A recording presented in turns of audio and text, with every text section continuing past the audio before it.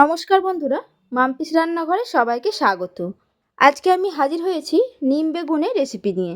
গরম পড়ে গেছে, এখন সবাই নিম বেগুন খাবে। নিম বেগুন সবাই বানাতে পারে, তাও আমি যারা নতুন তাদের জন্য এই ভিডিওটি দিলাম। এই নিম বেগুন শরীরের পক্ষে খুবই উপকারী।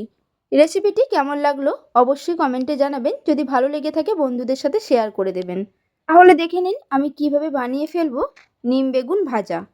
এটা বানানোর জন্য সবার প্রথমে আমি নিয়ে নিয়েছি নিম পাতা। নিম পাতাগুলোকে আমি ছাড়িয়ে নিয়েছি একটা একটা করে। আমি এখানে কচি কচি নিম পাতা নিয়েছি, আর নিম পাতাগুলোকে ধুয়ে পরিষ্কার করে নিয়েছি। আর নিয়েছি একটা বেগুন, ছোট সাইজের বেগুন নিয়েছি। বেগুনটাকে আমি ছোট ছোট করে টুকরো করে নিয়েছি। এদিকে আমি কড়াই বসিয়ে কড়াই গরম করে নিয়ে দিয়ে দিলাম নিম পাতাগুলো।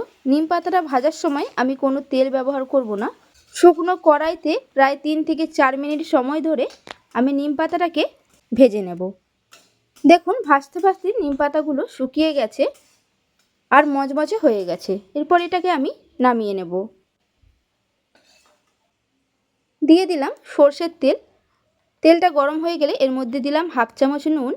নুনটা আপনারা নিজেদের স্বাদ অনুযায়ী দেবেন। আর দিলাম হাফ চামচ হলুদ গুঁড়ো। খুন্তি দিয়ে নাড়াচাড়া করে নিলাম। দিয়ে দিলাম কেটে রাখা বেগুনগুলোকে তেলের সাথে আমি খুব ভালোভাবে মিশিয়ে নেব।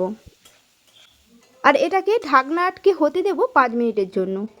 অবশ্যই গ্যাসের ফ্লেমটাকে মিডিয়ামে রেখে। বেগুন মিডিয়াম আছে ঢাকনা দিয়ে ভাজলে তেলটাও কম লাগে আর খুব তাড়াতাড়ি নরম হয়ে যায়। 5 মিনিট পর ঢাকনা খুলে নিয়ে খুব ভালোভাবে মিশিয়ে নিলাম। দেখুন বেগুনগুলো ভাজা হয়ে গেছে। দিয়ে দিলাম ভেজে রাখা নিম পাতা। নিম পাতাটাকেও আমি বেগুনের সাথে নাড়াচাড়া করে ভেজে নেব। আমি আবারও 2 থেকে 3 মিনিট সময় ধরে বেগুনের সাথে নিম পাতাগুলোকে মিশিয়ে নিয়েছি। আর খুন্তি দিয়ে বেগুনগুলোকে একটু ভেঙে ভেঙে দিয়েছি। গ্যাসটাকে বন্ধ করে দিলাম। রেডি হয়ে গেল আমার আজকের রেসিপি নিম বেগুন ভাজা। এইভাবে এইটা বাড়িতে একবার বানিয়ে দেখবেন। রেসিপিটি আপনাদের কাছে কেমন লাগলো অবশ্যই কমেন্টে জানাবেন। যদি ভালো লেগে থাকে একটা লাইক করে দেবেন, বন্ধুদের সাথে শেয়ার করে দেবেন। আর নতুন বন্ধু হয়ে থাকলে আমার চ্যানেলটিকে সাবস্ক্রাইব করার অনুরোধ রইল, পাশে থাকা বেল আইকন সমেত।